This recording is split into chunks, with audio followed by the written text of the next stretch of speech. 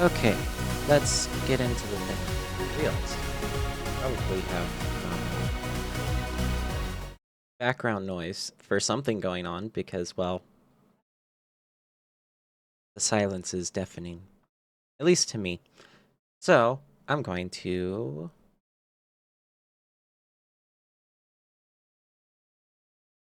pull up royalty-free Christmas music because that's what we want to do, right?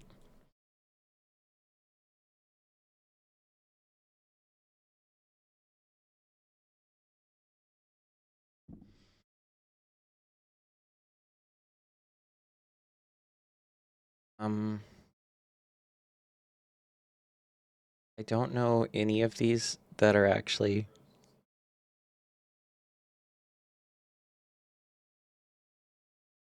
instrumentals is fine. That'll work.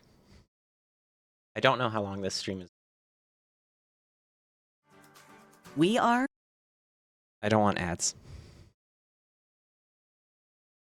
I just realized this will be bad. Oh, that's loud. There we go. Hopefully no more ads play. But I don't really plan on playing anything today. It's just going to be a short stream because Christmas just happened to fall on a day that I'm streaming. And, you know, gotta keep the grind going. But I wanted to do my own Game of the Year thing, tier list or whatever. I decided on tier list because I can't rank things very well. And that's kind of it. That's all we're doing. And then we're gonna go and do our own thing. Can you tell I've never done something like this? So, we have 24 games that I played that came out this year. I think 2 of which I didn't beat. Yeah, these 2 I didn't beat. So we can immediately put them in here. I am bad. Did not finish Hellblade 2. It is phenomenal, though. And Slay the Princess is also phenomenal. I just got distracted. But we're going to go down the list and I'll probably talk a little bit about each one and I don't know. We'll see what happens. I'll just ramble. There's a reason why I play games. It's a distraction to not have me ramble. Merry Christmas. Hello, fish. Welcome to the most awkward stream I'll do in my life. It probably won't get any less awkward. So, to start with, I'm just going to go down the list because that's easier. Oof again. Oh, okay. So, Amanda the Adventurer 2 came out in, like, during Halloween season. I don't remember when. The first one was really, really good. I liked it. It felt like it was far more than just its show is scary because it was kind of creepy. It very much so was going into a lot of other shit, which, well, I just woke up. I just woke up and I'm doing this. Jesus Christ, what has my life become? It was very much so a social commentary as well on the abuse of minorities and independent content creators for kids shows and stuff. First one was very good. The second one was able to continue that and keep stuff going. And the only problem I'd have, I will say, all of these will be spoilers. I should probably put that somewhere. I should probably put, like, a thing saying spoiler alert.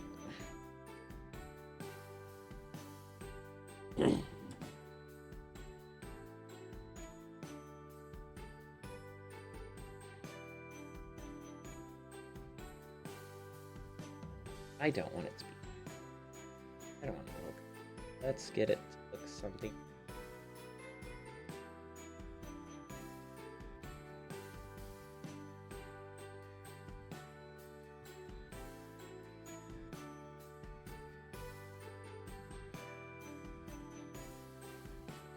There we go.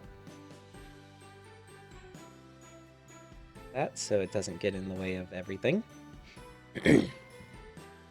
But spoilers. My only issue with Amanda the Adventurer 2 is it kind of leaned more into the weird culty vibes that it was setting up partially in the first one. Not a big fan of that, but overall, very good game. Would recommend.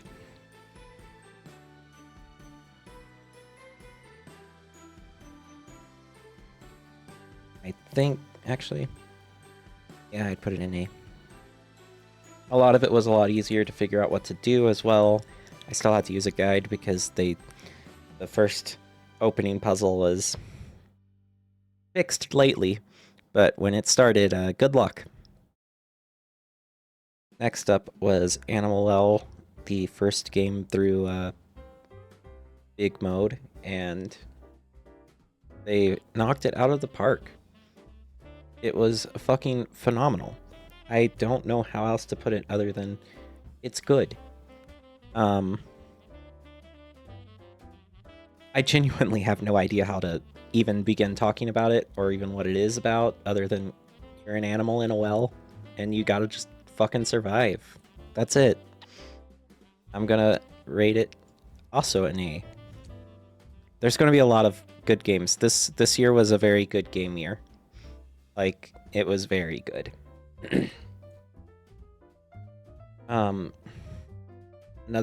Another Crab's Treasure was also one of the better games out there. I think it is one of the better Souls-like out there too.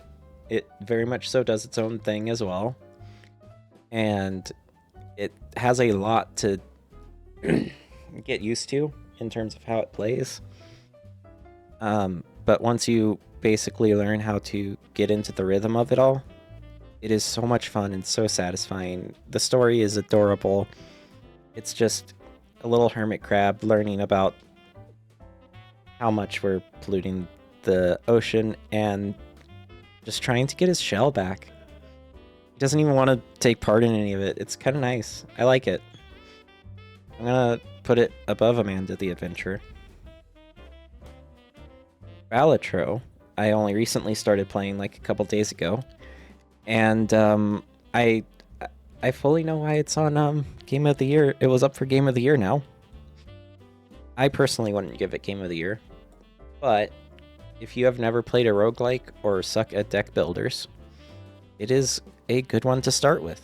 I think it is very friendly, very nice to let you experiment and just be dumb, because you can lose the very first round. Like, you can just lose. And it's okay, because you can just get right back into another round. Good shit. I highly recommend it. It's going into S tier. I think it's probably one of the best roguelites out there. And I get way too absorbed into roguelites. I have way too many hours in Risk of Rain 2.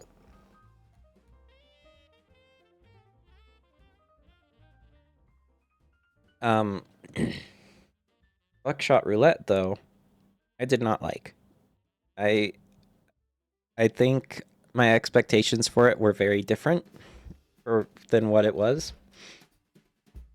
My expectations were it was going to be something like Inscription, where there was a lot more going on. But sadly, no. There was nothing going on. It's just, you just play Buckshot Roulette. That's it. Pretty mid. That's all I'm gonna say.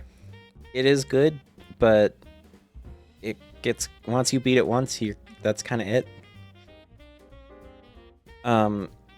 As for I don't know how to start this one. Because again, this is welcome to the most awkward stream. Because I've never done this.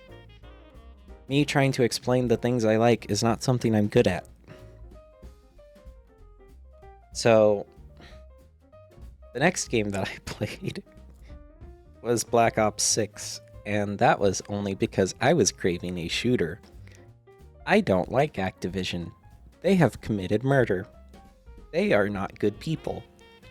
I broke my own boycott because I just wanted to play an FPS. I regret it. I put in way too many hours, only to later learn that they have been using AI to basically make everything in the game.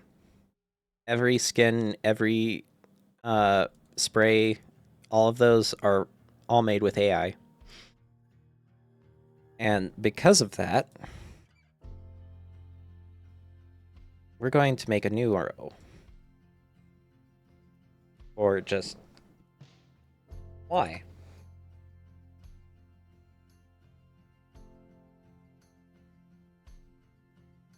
And that is where this is going. Just why? Why does it have to have AI? Why is Activision what it is? Has it always been this bad? Because I didn't grow up with Call of Duty. Has it genuinely always been this bad?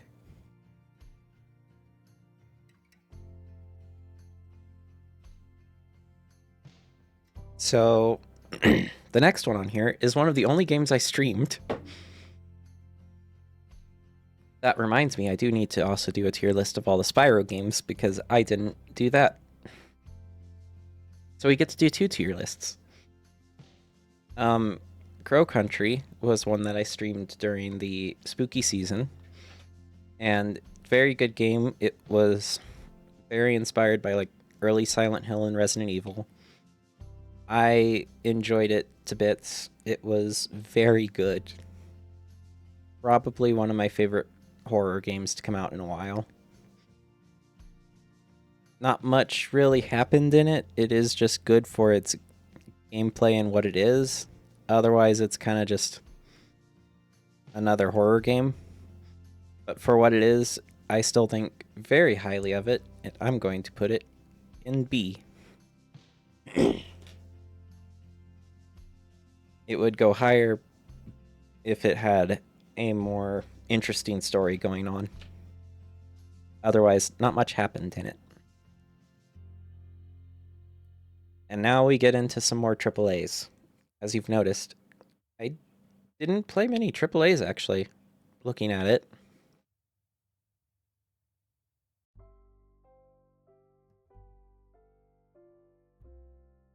I have been slowly moving away from those and just playing nice little indie games a lot more. So the next up is our favorite indie title, Legend of Zelda. This is my comedy for the day. I hope you enjoy. I don't know what I'm doing. But Echoes of Wisdom, it was very cute, very good. The bed is overpowered, and I don't know if they intended for that. I enjoy its little story. It's very cute. Didn't really like how it ended where Link helps you out because you, like, why? You had been succeeding by yourself the whole time. Why does Link have to step in at the end? And you just provide support. Not my favorite Zelda game, though. I am happy that we finally got one that you get to play as Zelda. But I'm going to put it in C. As a big-time Zelda fan, I was... it was good. It's very cute. I like the art style. I like the Link's Awakening remaster art style a lot. I hope they use it a bit more.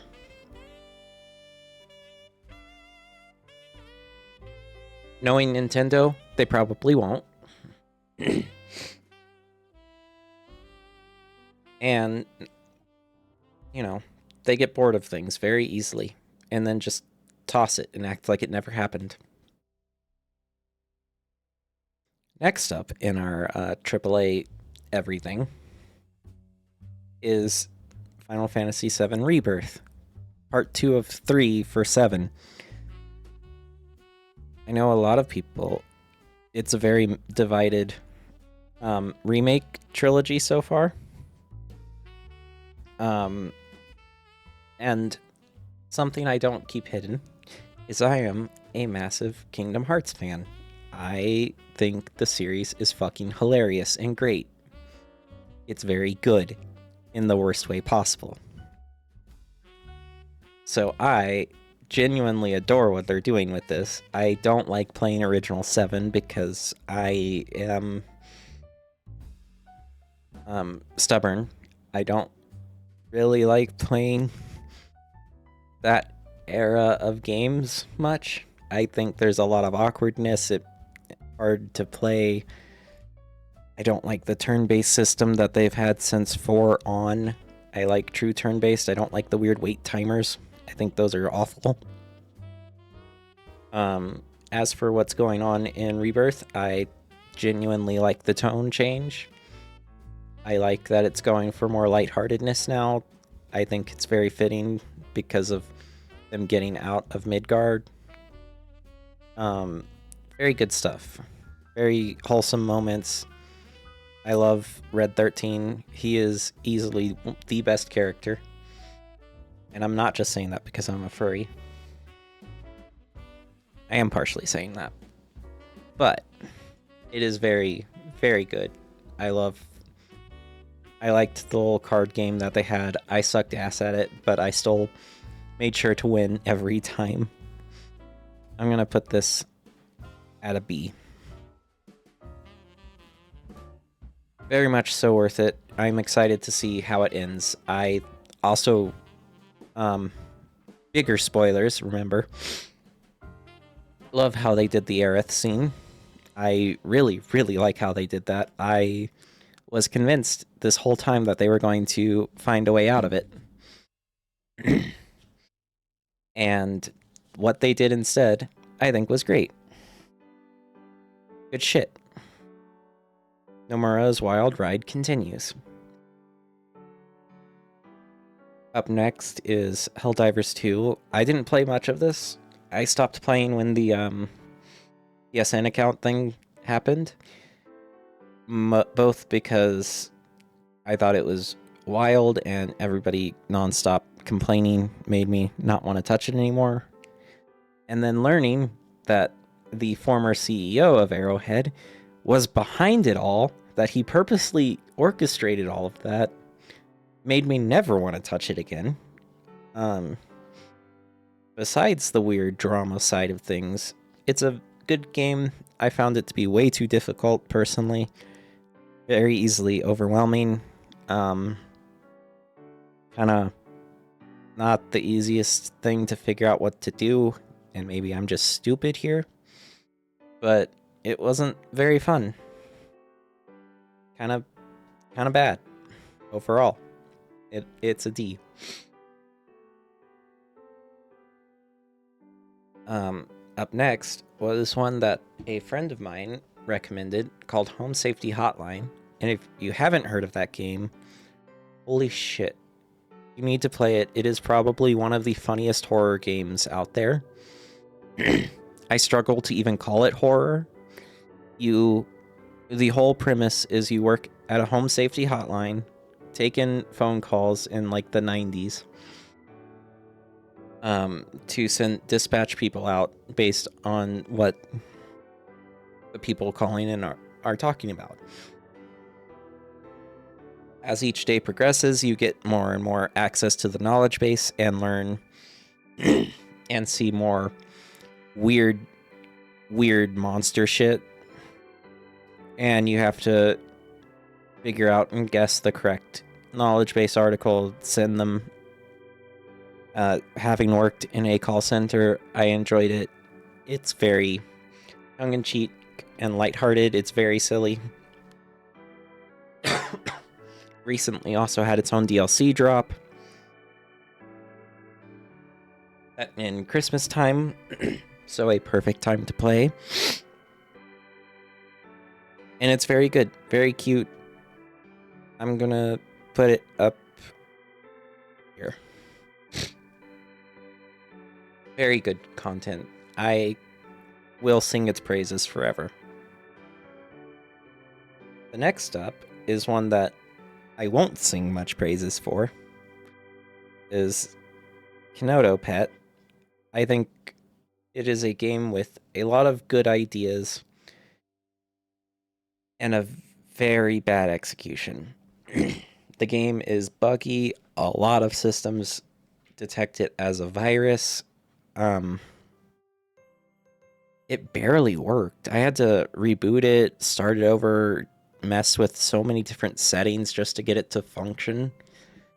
But what is there is good. It's just not worth the hassle.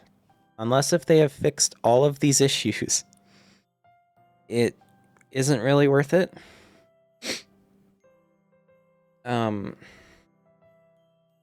Basically, it's just, what if Clippy was evil and just wanted to be your friend forever? It's a very good concept. It's able to like even use your own desktop and do shit, which is why it is registered as a virus. It does a lot. I think it is very worth it if they ever fix the bugs.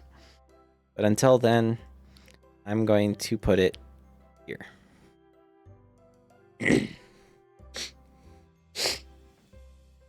I'm still coming over my cold, so I'm like sniffling and everything still. The other game that I have streamed that's on this list is the Many Pieces of Mr. Koo. It was an amazing little point and click game, fully hand drawn and animated. It was short but adorable, and I loved it. I didn't like learning that the game was pushed out before the artist was ready, but what we did get was very good. I still recommend it. I hope that the artist is getting better treatment from now on. I think it was adorable. I don't have much else to say other than it was cute. I'm going to put it up at a high B. If it was able to get all of it out on the same game, I think it would have been up in the A or S tier. But as we know, we got to see it on here. If you watched it, I think it's on my VODs channel. You think? I don't remember. I don't remember when I started actually uploading everything. So let's see. I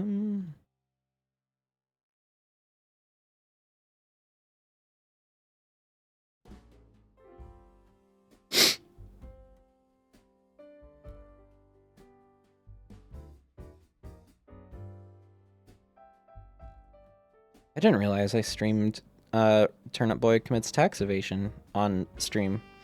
Well, now I feel bad for not streaming the sequel. Oops.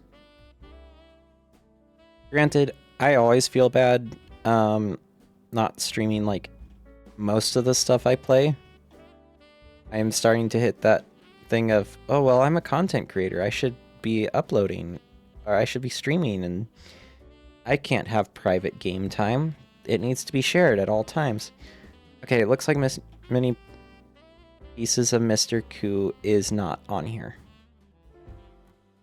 I did not upload it at the time. Either way, very good game. Very highly recommend. I have been getting better about actually uploading my VODs. But yeah. Up next is the first game I played this year, actually, which is Momodora. Which one is it? I forget. Hold on. That's not what I wanted to have on there.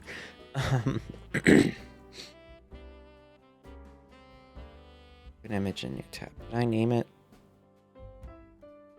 Moonlit Farewell. That's what it was called. It was made to be the final game in the series of a bunch of very fun, cutesy Metroidvanias, which already sold. I love Metroidvanias way too much. They are so fucking good. I don't know why it scratches an itch for me, but it does. So this one is going to go here. I would put it higher, but I genuinely don't remember much from it. I just remember enjoying it.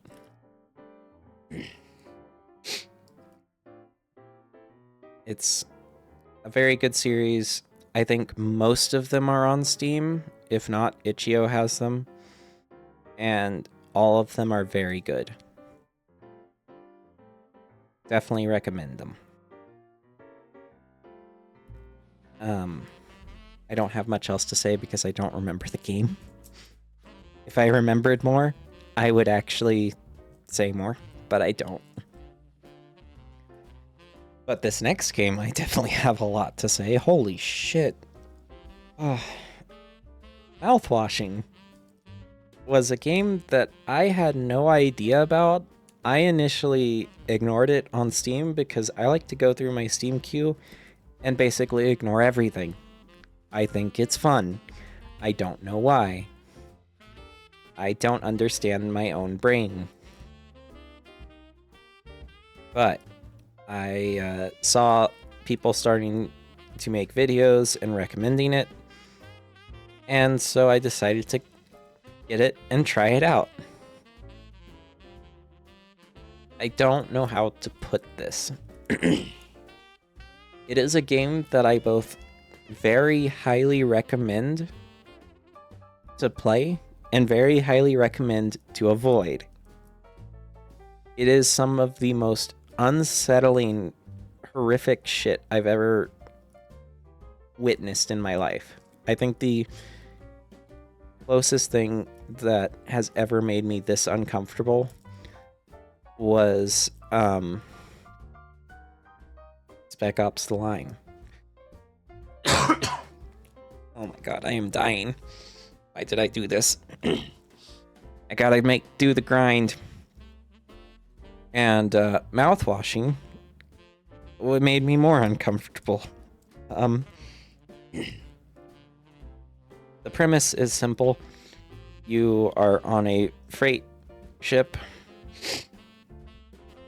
hauling a gigantic haul of something to another planet, and it's supposed to take like a year or two. During which the ship crashes,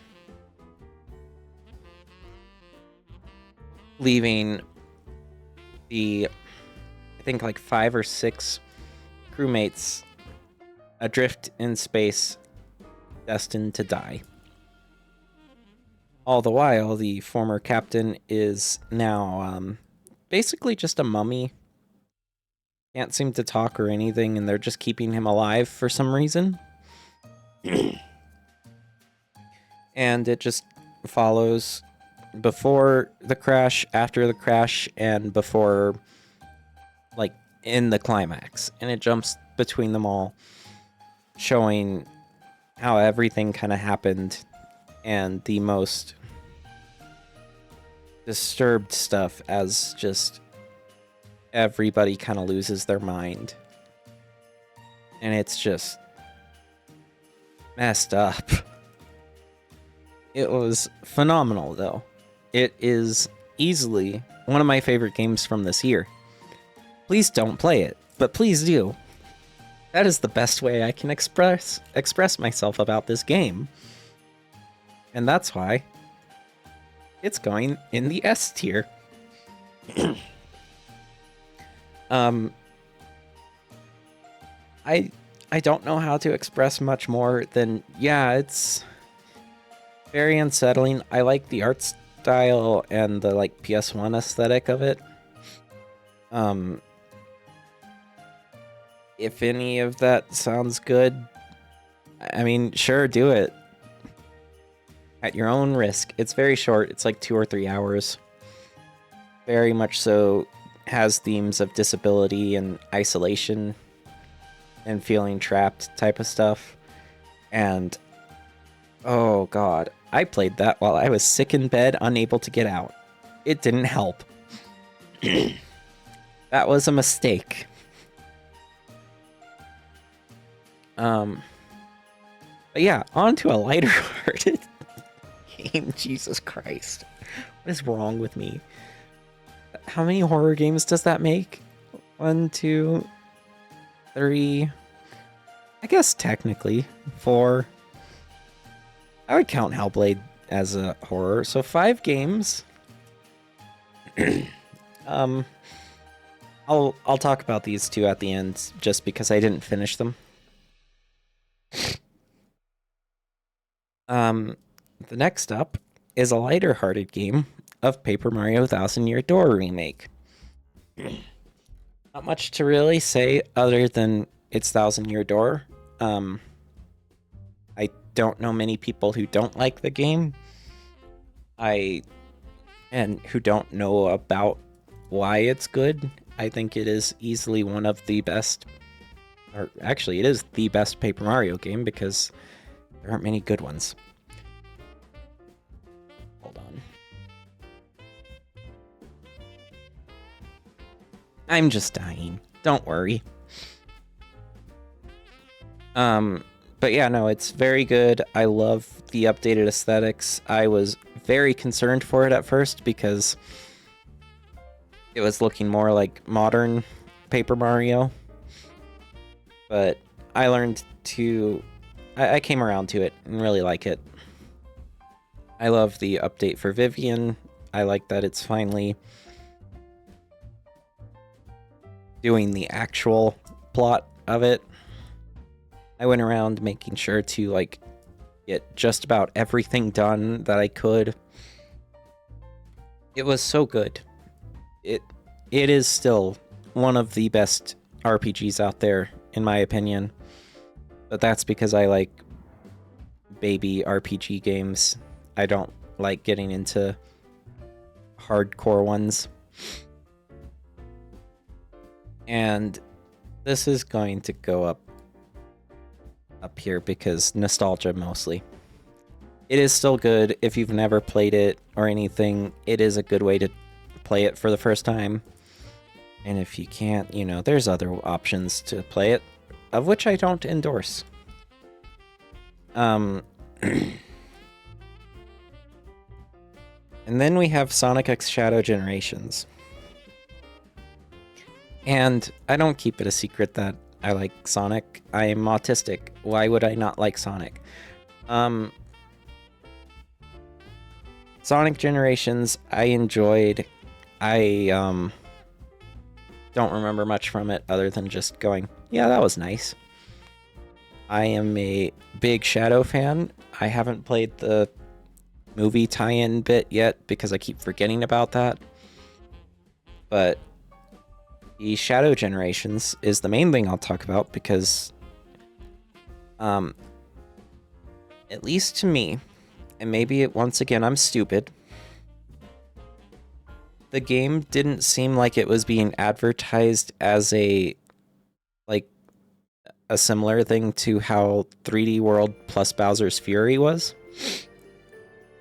It felt like it was supposed to be a brand new game. But instead it's not. It's just Sonic Generations, and then you have Bowser's Fury, but it's with Shadow.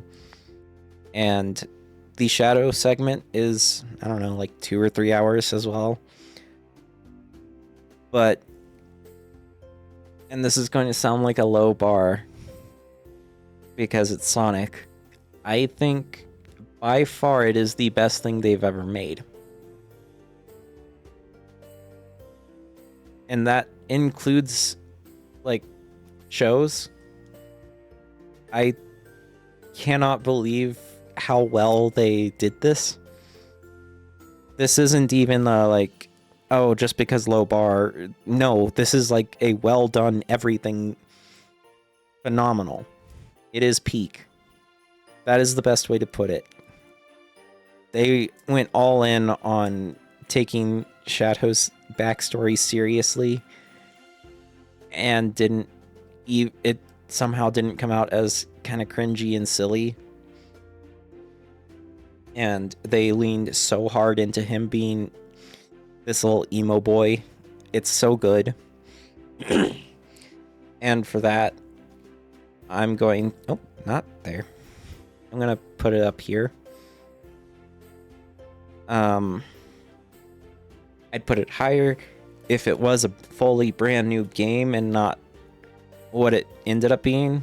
Again, I feel like it was not advertised as being a little expansion with a Sonic Generations remaster. But overall, still very good. Do recommend, because Sonic Generations is also good, and getting the little extra shadow bit, even better. Up next is Squirrel with a Gun. I don't think I need to explain why I bought this game. It is Squirrel with a Gun. It was very fun, very glitchy though, and it felt very much so similar to like Goat Simulator, except this was fun. I don't like Goat Simulator. I think it's way too much of a streamer bait type of game, even though I am streamer now. But this was very fun and silly, very nice. It was short. I'm gonna put this up here, up in B. And then for our final, I don't know actually, is Stellar Blade considered AAA? I'd consider it AAA. Horny Near is what I'll call it. It is... I knew exactly what I was getting myself into when I bought it, because I just wanted to look at titties. I'm gonna be honest. I like women. And I knew that having a sword lesbian, and there is a character in there who shares my name, I knew what I was getting. And I don't regret it. I will say it is a very poor man's Nier, and I think that's all it was trying to be, and you know, who cares? It's still overall good. It was fun. The music's good. Graphic is good because obviously I love all of the outfits. I like getting to find all of the soda cans. I think that was really cute. But otherwise, I couldn't name a single thing about anybody's personality in those games, in that game. Fun all nonetheless. I will put it in above Squirrel with a Gun. Again, I knew what I was getting myself into.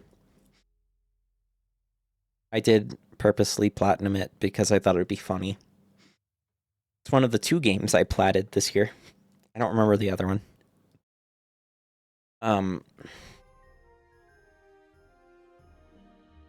Yeah, I don't remember what it... no? I genuinely don't remember. Oh well. Up next is Thank Goodness You're Here. Fish is to blame for this one. They found it. It is a very, very British game. That is just kind of a point and click. It's very funny, very cute, very dumb. I don't know how to explain it other than that. It's, I think, hand-drawn animation or digital, either or. It's very well animated. And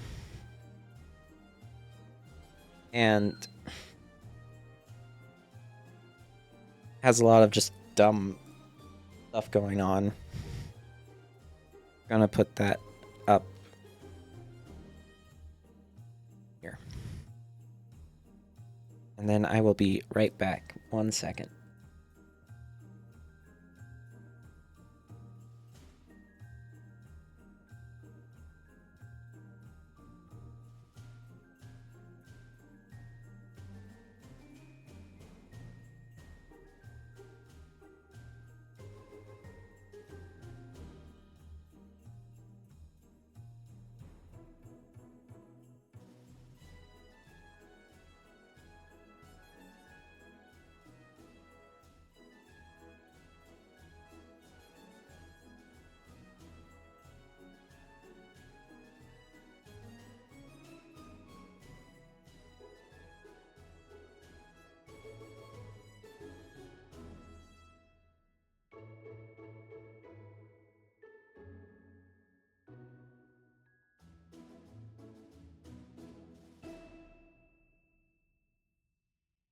Okay, we can.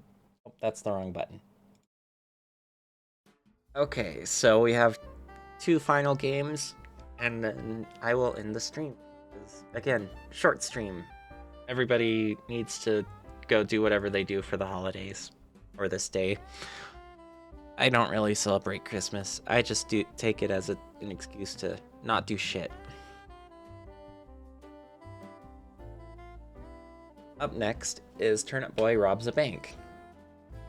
It is just a nice little continuation of Turnip Boy Commits Tax Evasion, which also phenomenal game. They made the perfect choice of giving Turnip Boy a gun. What more do you need? It's more roguelike, which less okay with, but overall very cute still. Honestly, just a great addition, good sequel. I'm gonna put it up. Oh, can I move it? I'm gonna put it here because it is just very similar to Kirby in a lot of ways, and I like it. I just wish it had a bit more settings and things. All it is the bank.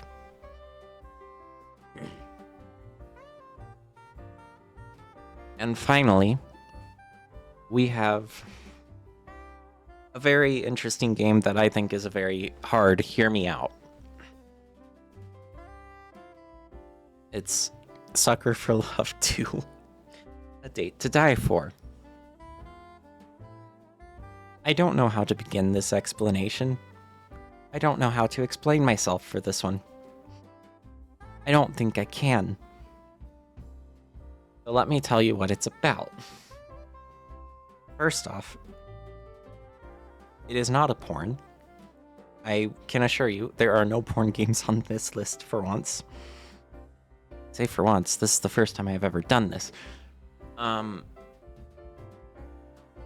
It is a dating sim visual novel where all of it is voice acted, which makes me happy because I don't like reading.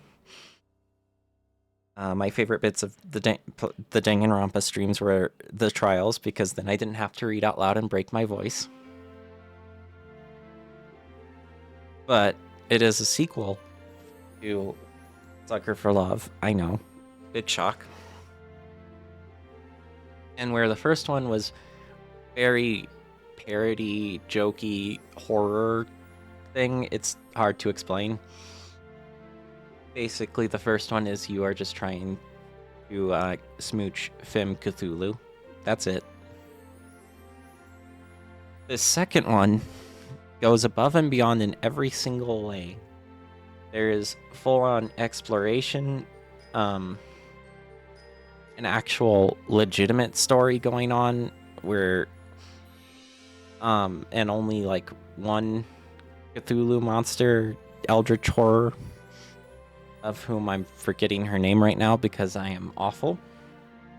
Names are not my specialty. I just remember she's called Roxanne in the game. Basically you're just trying to help her out from her like weird stalker who's trying to kill her and like take over the world with her.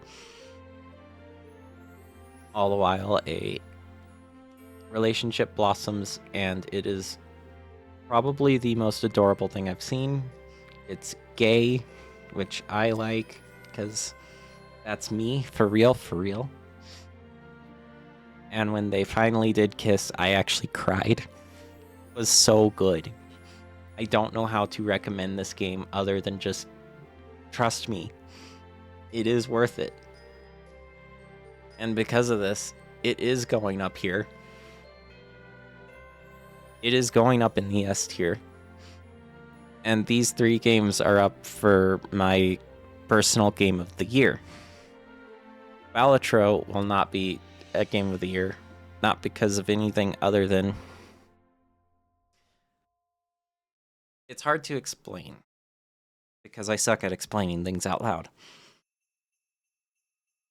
I probably have gone off about it during streams before, but I consider myself to be a very pretentious little freak. I think video games are a form of storytelling medium and art. For the most part. Call of Duty is not one of those. There are some games that do not try to be this, and I typically don't care for them as much. I think anything that pushes the medium of storytelling and art is phenomenal and probably going to be one of my favorites. That's why Mouthwashing and Sucker for Love 2 are up there, because they both do that, in my opinion. And that's why it's actually really hard to choose between those two for Game of the Year, because Mouthwashing was a surprise for me. Until then, it was going to be Sucker for Love 2, because holy shit, it was that good. And then I played that. I don't know which one I want to give Game of the Year to, because they both do exactly what I want in a game. And they both ultimately do very different things. One is more wholesome, one is more fucked up, and talks about things that I don't think a lot of stuff does. So, I think after having this time to think, since I beat Mouthwashing, I still have no idea which one to give it to, and I'm tempted to just give it to both. But I feel like that's a cop-out, because there can only be one. And those two, it's an apples to oranges thing. This is what's the hard part. I hadn't decided. This is me just thinking it out loud now. But I know which one I have to choose.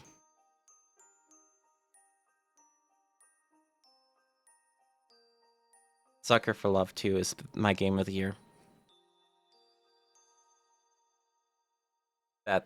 That is my solution. That is my pick. Sucker for Love 2. Go play it. I want more of this series. I want more from this group too. Go show it support. That's all I have to say. I don't know how to end this stream. I don't know anything, really. I'm just going to do this. And then I'm going to see if there's anybody to stream. Or raid, I mean. And there is not. I'm not surprised. Everybody should be, at the minimum, doing jack shit. So, I will come back next year, because the next stream will be on the 1st, after New Year's. And I will actually play a game again. I will play I'll start by playing the Legacy of Kain games, since we had the Soul Reaver games remastered come out. And until next time, so long, everybody.